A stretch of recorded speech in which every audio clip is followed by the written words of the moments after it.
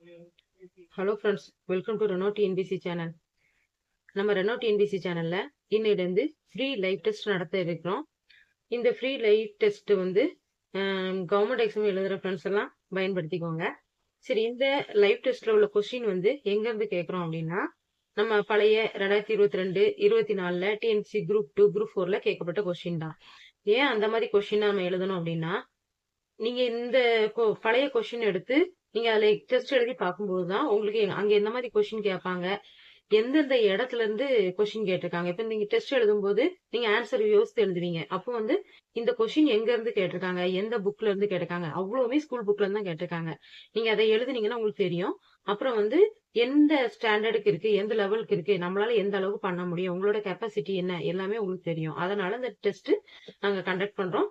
நீங்க இந்த ரெகுலரா நம்ம இந்த டெஸ்ட் கண்டக்ட் பண்ணும்போதெல்லாம் டெஸ்ட் எழுதுனீங்கன்னா உங்களுக்கு ஈஸியா இருக்கும். பிறகு எவ்வளவு ஸ்பீடா எழுதணும், அந்த ஸ்பீடு அங்க போய் எக்ஸாம்ல வந்து நீங்க ஸ்பீடா எக்ஸாம் எழுத வேண்டியிருக்கும். அதனால அந்த ஸ்பீடெல்லாம் உங்களுக்கு இம்ப்ரூவ் பண்ணதுக்கு இது யூஸா இருக்கும். சரி, இப்போ இந்த நம்ம டெஸ்ட் பற்றி நான் சொல்லியிருந்தேன். இதுல வந்து ஒவ்வொரு டெஸ்ட்லயும் 25 கொஸ்டின் தான். ஒவ்வொரு 25 கொஸ்டினுக்கும் நீங்க எவ்வளவு மார்க் எடுக்கீங்க, அதாவது எத்தனை கொஸ்டின் ஆன்சர் கரெக்டா பண்ணிருக்கீங்க, 25 அவுட் ஆஃப் 25 எடுக்கிறீங்களா அப்படின்னு பார்க்கணும். நீங்க வந்து இதுல வந்து எத்தனை கொஸ்டின் கரெக்டா ஆன்சர் பண்ணிருக்கீங்க அப்படிங்கறத டெஸ்ட் முடிஞ்ச உடனே எனக்கு வந்து கமெண்ட் பண்ணுங்க. சப்போஸ் ஏதாவது ஒரு கொஸ்டின் தவறா இருந்ததுன்னா அந்த தவறான கொஸ்டினோட ஆன்சர், என்ன ஆன்சர் நீங்க தவறா போட்டீங்கிறத கமெண்ட் பண்ணுங்க. சரியான ஆன்சர் வந்து என்ன நான் உங்களுக்கு சொல்லிடுவேன். ஒவ்வொரு கொஸ்டினுக்கும் முடிவுலயும் சொல்லுவேன். நீங்க வந்து ஒரு பேப்பர் எடுத்து கொஸ்டின் ஆன்சர் எழுதிட்டே வாங்க. எழுதிட்டு வந்துட்டு நீங்க எத்தனை ஆன்சர் சரியா போட்டிருக்கீங்க அப்படிங்கறத கமெண்ட் பண்ணுங்க. எந்தெந்த கொஸ்டினுக்கு ஆன்சர் தப்பா போட்டிருக்கீங்க அந்த நம்பரை போட்டு அதோட தவறான விடை என்ன போட்டிருக்கீங்கன்னு சொல்லுங்க. நீங்க எதுக்கு தவறா அந்த எதனால அந்த தவற பண்ணீங்கன்னு சொல்லிட்டு நான் வந்து உங்களுக்கு கமெண்ட்ல சொல்றேன். அப்ப நம்ம வந்து தவறை திருத்திக்கிட்டு உங்களோட ஸ்டடிஸ் வந்து இம்ப்ரூவ் பண்ணக்கு அது யூஸ்ஃபுல்லா இருக்கும். சரி, இப்போ நம்ம இன்னைக்கு 25 கொஸ்டின் பார்க்க போறோம். சரி, இப்போ ஃபர்ஸ்ட்ல இருந்து இந்த கொஸ்டினை பார்ப்போம். இதுதான் வந்து இந்த கொஸ்டின் வந்து எதுனா 2024 TNPSC group 4 question, original question. சரி, இதை நிறைய பேர் பார்த்திருப்பீங்க. ஆனா நீங்க இப்ப டெஸ்ட் எழுதி பாருங்க. அப்பதான் உங்களுக்கு வந்து எந்த அளவுக்கு உங்களுக்கு ஆன்சர் பண்ண முடியுதுன்னு தெரியும்.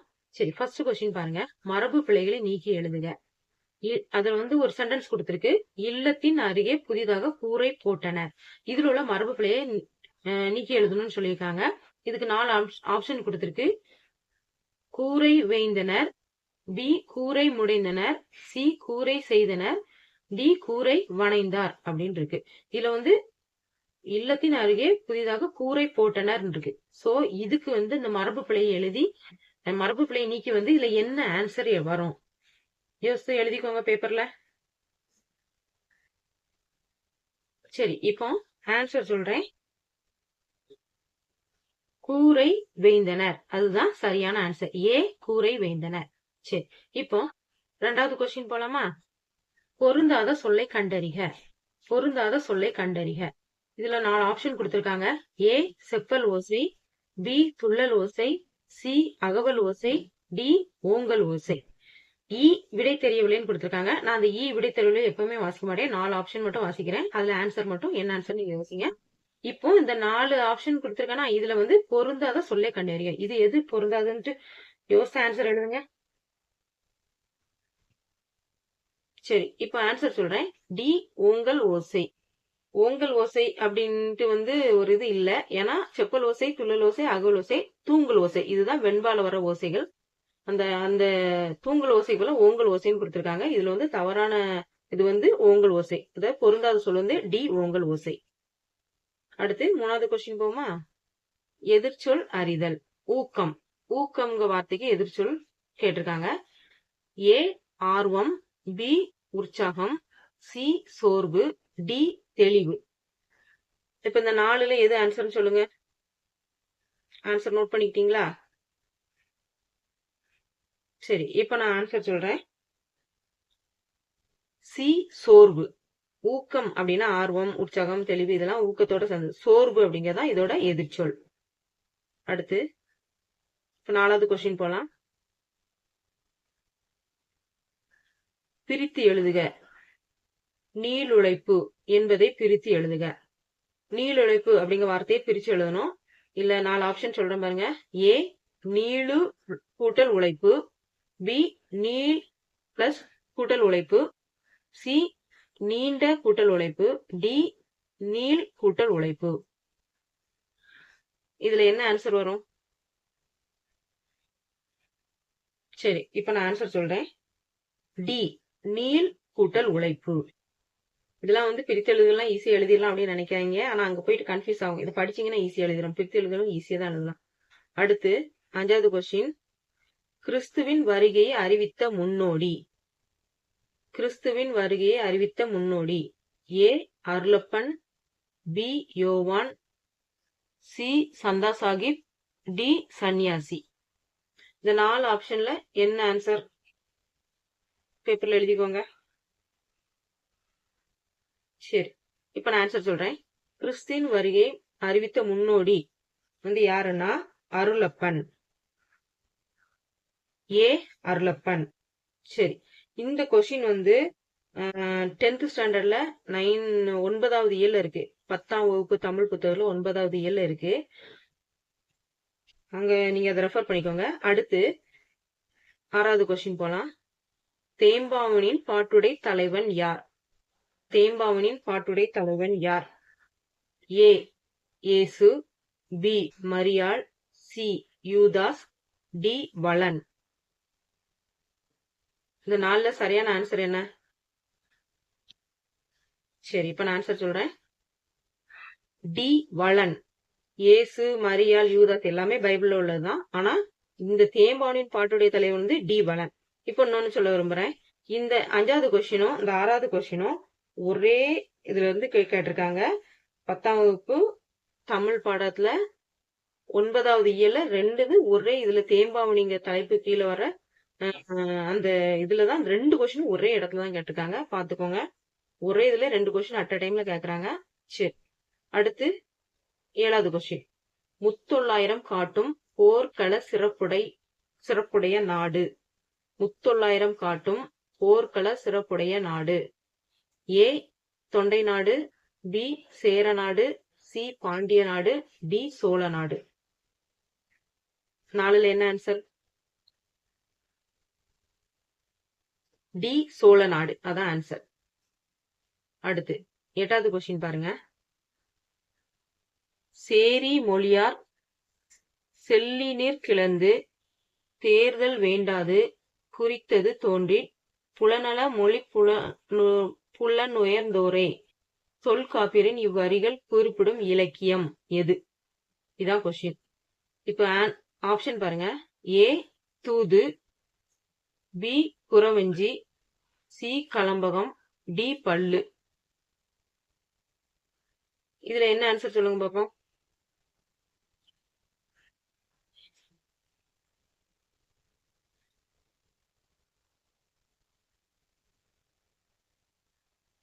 சரி, இதுல என்ன ஆன்சர் அப்படின்னா, இதுல என்ன ஆன்சர்னா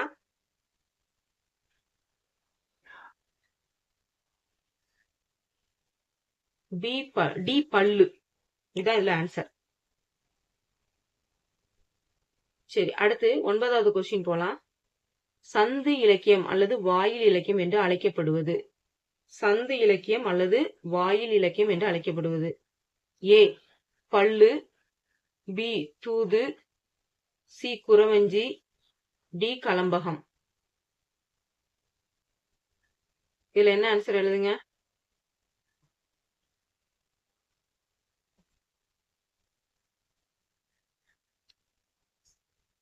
ஆப்ஷன் பி தூது. சந்த இலக்கியம் அல்லது வாயில் இலக்கியம் என்று அழைக்கப்படுவது வந்து தூது, ஆப்ஷன் பி. சரி, அடுத்த 10வது கொஸ்டின். உலகில் பல்வேறு பகுதிகளில் நடக்கும் நிகழ்வுகளை படமாக காட்டுவதற்கான பெயர். உலகின் பல்வேறு பகுதிகளில் நடக்கும் நிகழ்வுகளை படமாக காட்டுவதற்கான பெயர். ஏ விளக்கப்படம், பி கருத்துப்படம், சி செய்தி படம், டி பிரச்சார படம். இதுல வந்து என்ன ஆன்சர்? பேப்பர் எழுதுங்க.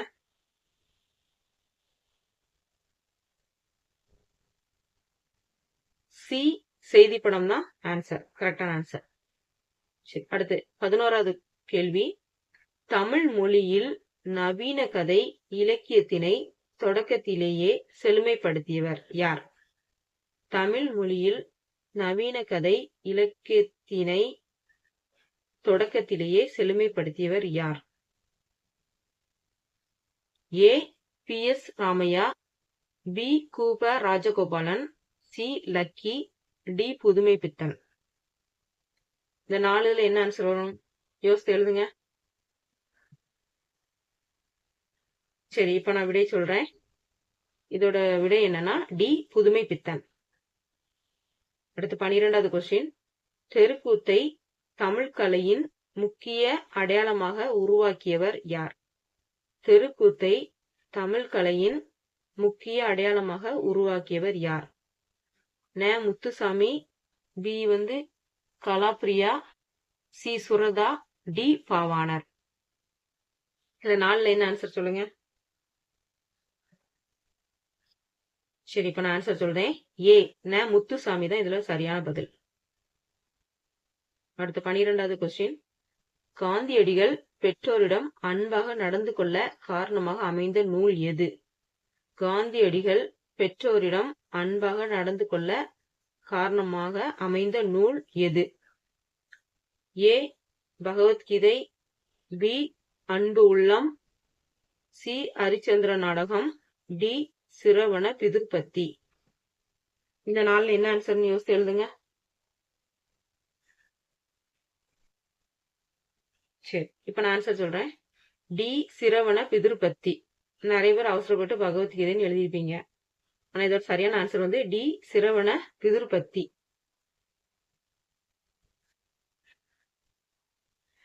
இப்போ 14வது கேள்விக்கு போகலாம். பிறர் வினை சொற்களை கண்டறிக. பிறர் வினை சொற்களை கண்டறிக.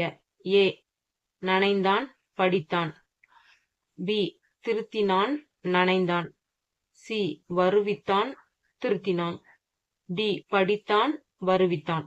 இந்த 4ல எது பிறர் வினை சொற்கள் அப்படின்னு கரெக்டா கண்டுபிடிச்சு எழுதணும். வாசித்து எழுதுங்க.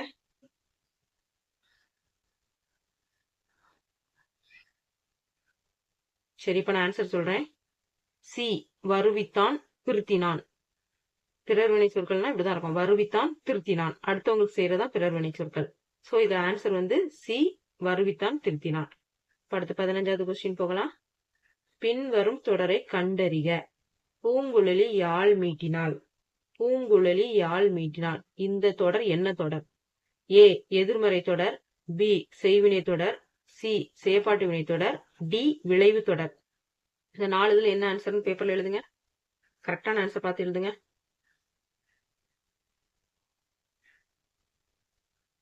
சரி, இப்ப ஆன்சர் சொல்றேன். பி. செய்வினை தொடர். அதாவது பூங்குழலி யாழ் மீட்டினாள். இது பி. செய்வினை தொடர். இதுதான் சரியான ஆன்சர். அடுத்து 16வது கொஸ்டின் போலாம். விடை கேட்ட வினா அமைத்தல். வணிக அறிவியல் முதலீட்டை பெருக்குவதற்காக பொருட்களை கண்டுபிடிக்கிறது இப்படின்னு ஒரு வாக்கியம் இருக்கு. இது ஒரு விடை. இந்த விடைக்கு வினா அமைக்கணும்னு சொல்லியிருக்காங்க. சோ இதுக்கான வினா 4 ஆப்ஷன் கொடுத்திருக்காங்க. நான் வாசிக்கிறேன். ஏ. வணிக அறிவியல் என்றால் என்ன? பி. எத்தகைய முதலீட்டை பெருக்குவதற்காக பொருட்களை கண்டுபிடிக்கிறது. சி. வணிக அறிவியல் முதலீட்டை பெறுவதற்கு பொருட்களை கண்டுபிடிக்கிறதா? டி. எந்த முதலீட்டை பெருக்க வேண்டும்? சோ அந்த 4 ஆப்ஷன் கொடுத்திருக்காங்க. நீங்க யோசித்து எது சரியானது ஆன்சர் எழுதுங்க பேப்பர்ல.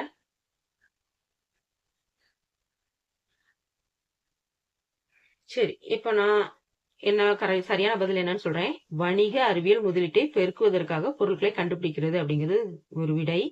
இதுக்கு வினா எது அப்படின்னா பி ஆப்ஷன் தான். அதாவது எத்தகைய முதலீட்டை பெருக்குவதற்காக பொருட்களை கண்டுபிடிக்கிறது. எத்தகைய முதலீட்டை பெருக்குவதற்காக பொருட்களை கண்டுபிடிக்கிறது. இந்த பி தான் சரியான இதோட கொஸ்டின்.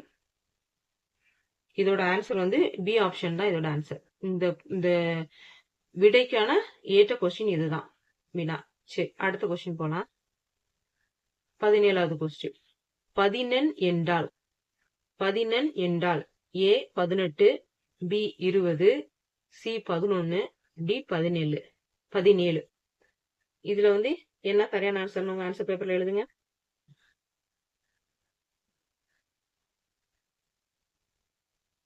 பதினெண் என்றால் 12 என்றால் என்ன? 18. ஏ 18. 11னா 18 அப்படின்னு அர்த்தம். அடுத்து 18வது கொஸ்டின். இனியவை 40 பாடலின் ஆசிரியர் யார்? இனியவை 40 பாடலின் ஆசிரியர் யார்?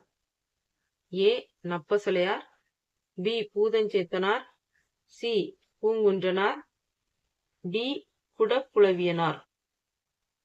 இந்த 4 ஆப்ஷன்ல எது சரியான விடைன்னு உங்க ஆன்சர் ஷீட்ல எழுதுங்க. சரி, இப்ப நான் அப்படியே சொல்றேன். பி பூதஞ்சேத்தனார். இனியவை 40 பாடல் ஆசிரியர் வந்து பி பூதஞ்சேத்தனார். இது ஜெனரல் எல்லாருக்கும் தெரியறதுதான். இந்த மாதிரி ஈஸி கொஸ்டினும் வரதான் செய்யும். சரியா? அடுத்து 19வது கொஸ்டின். பூவையும் குயில்களும் புலங்கை வண்டரும் இவ்வடியில் பூவையும் என்பது டேஷ் குறிக்கும் அப்படின்னு கேட்டிருக்கு. பூவையும் குயில்களும் புலங்கரும் வண்டரும். இந்த வரியில பூவையர் அப்படிங்கிறது எதை குறிக்குது அப்படின்ட்டு கேட்டிருக்கு. இதுல ஒரு 4 ஆப்ஷன் இருக்கு, வாசிக்கிறேன். ஏ மயில்கள், பி பெண்கள், சி நாகனவாய் பறவைகள், டி மரங்கொத்தி பறவைகள். இதுல எது சரியான ஆன்சர் உங்க ஆன்சர் ஷீட்ல எழுதுங்க. சரி, இப்ப நான் ஆன்சர் சொல்றேன். இது வந்து சி நாகனவாய் பறவைகள். இதான் சரியான ஆன்சர். பூவையும் குயில்களும் புலங்கரும் வண்டரும். இது வந்து ஒரு 10 வருஷத்துக்கு முன்னு 2012ல ஒரு எக்ஸாம் நான் எழுதும் போதே இந்த கொஸ்டின் கேட்டிருந்தாங்க. நான் வந்து இதுல தவறா பெண்கள் அப்படின்னு எழுதினேன். ஆக்சுவலா நாகனவாய் பறவைகள் அப்படிங்கிறது அப்ப தெரியாது. இதோட ஆன்சர் வந்து நாகனவாய் பறவைகள். நிறைய பேர் பெண்கள் அப்படின்னு எழுதியிருப்பீங்க. இதோட சரியான பதில் வந்து நாகனவாய் பறவைகள். இது ஒரு செய்யுள்ல இருக்கு. இந்த செய்யுள்ல அந்த பூவையும் அப்படிங்கிறது வந்து அந்த நாகனவாய் பறவைகளை தான் குறிக்குது. அடுத்து 20வது கொஸ்டின். உத்தரகாண்டம் எழுதியவர் யார்? உத்தரகாண்டம் எழுதியவர் யார்? Option A Ottakoothar, B Kambar, C Villiputhurar, D Pugazhendhi. இந்த 4 ஆன்சர்ல எந்த ஆன்சர் சொல்லுங்க.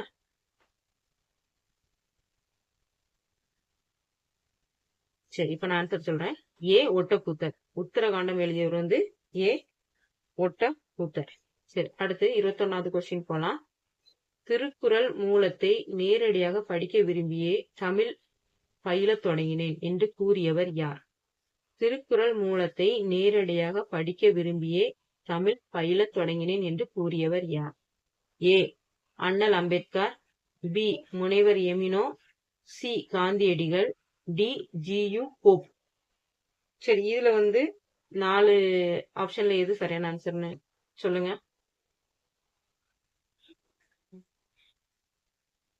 சரி, நான் இப்ப ஆன்சர் சொல்றேன். சி காந்தியடிகள். திருக்குறள் மூலத்தை நிறைய படிக்க விரும்பியே தமிழ் பயில தொடங்கினு சொன்னது யாரு? காந்தியடிகள். சரி, உங்களோட ஆன்சர் ஷீட்ல ஆன்சர் எழுதிட்டே வாங்க. அடுத்து 22வது கொஸ்டின்.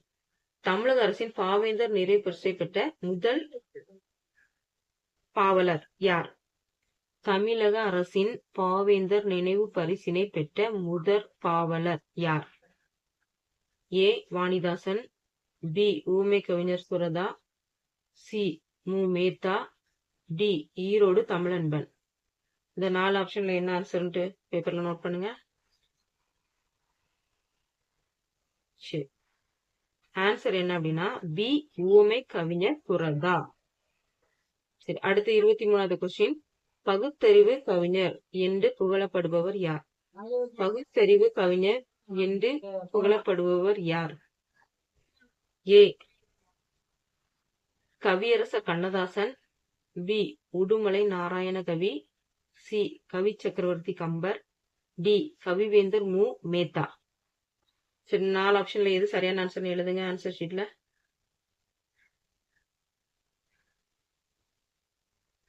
சரி, இப்போ இதுக்கு ஆன்சர் என்னன்னா பி உடுமலை நாராயண கவி. இதுதான் சரியான ஆன்சர். பகுத்தறிவு கவிஞர் அப்படின்னாலே உடுமலை நாராயண கவி.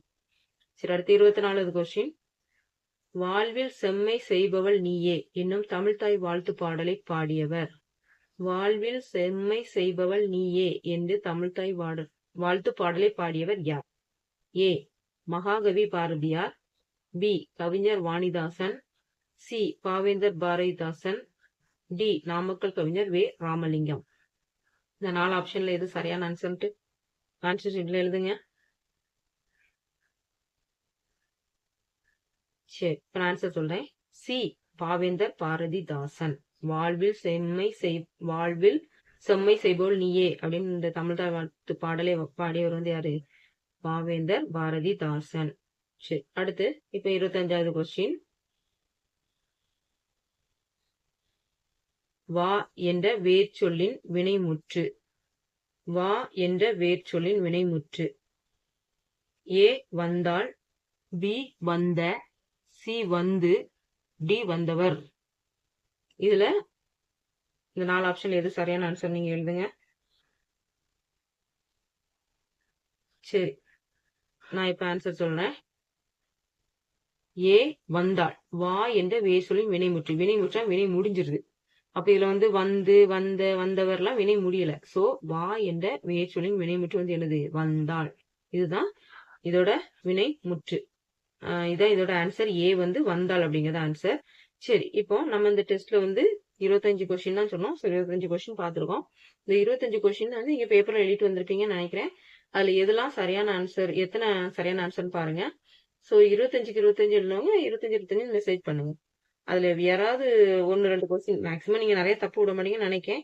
ஏதாவது 1-2 கொஸ்டின் தப்பா இருந்துச்சுன்னா அது எந்த ஆன்சரை நீங்க தப்பான ஆன்சர் எது செலக்ட் பண்ணீங்கன்ட்டு எனக்கு மெசேஜ் பண்ணுங்க. கமெண்ட் பாக்ஸ்ல கமெண்ட் பண்ணுங்க. அப்பதான் நீங்க அது எதனால அந்த தப்பை பண்ணீங்க அப்படின்னு சொல்லிட்டு நான் உங்களுக்கு சொல்ல முடியும். அப்ப நம்ம அதை திருத்திக்கிட்டோம்னா நமக்கு இந்த மாதிரி தப்பெல்லாம் வராது. சோ இது மாதிரி ரெகுலரா நம்ம வந்து ரொம்ப 50 கொஸ்டின் 100 கொஸ்டின் வச்சு நம்ம போட்டாலும் நமக்கு ஒரு ஷார்ட் பீரியட்ல உங்களுக்கு இந்த டெஸ்ட் எழுத முடியாது. எல்லாரும்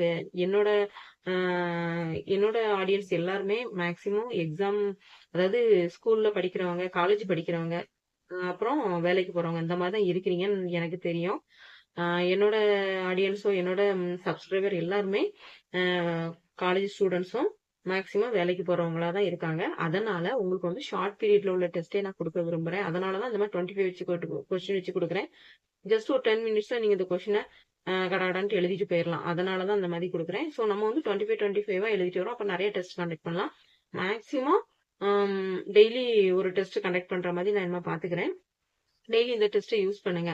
டெஸ்ட் எழுதுங்க. எழுதி பாருங்க. அப்பதான் உங்களுக்கு நல்ல ஒரு எக்ஸ்பீரியன்ஸ் கிடைக்கும், ஸ்பீடு கிடைக்கும். அங்க போய் வந்து எக்ஸாம் வந்து ஸ்பீடா முக்கியம்.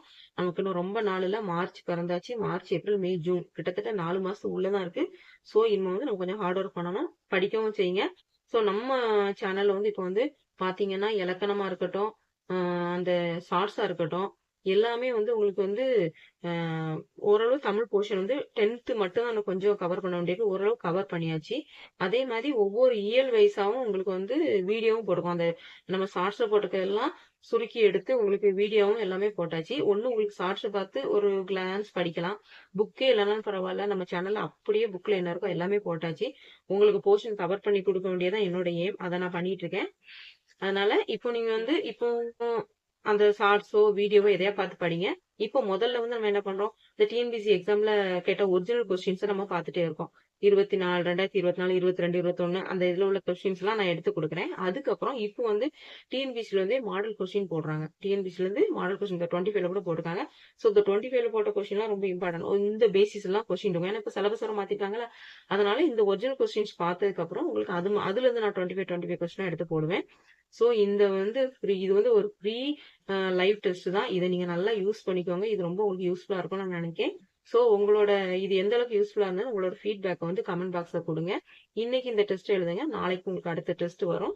அதுக்கான நோட்டிபிகேஷன் வந்து நாங்க வந்து போஸ்ட் பண்ணுவோம். நீங்க அதை போஸ்ட பார்த்து அந்த டைம் அந்த டெஸ்ட் எழுதுங்க.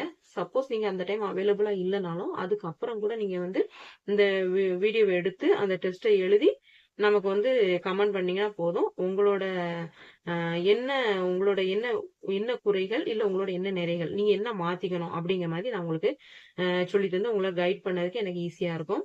ஸோ அந்த டெஸ்ட் எழுதிட்டு எல்லாருமே கமெண்ட் பண்ணுங்க friends. Thank you friends. All the best.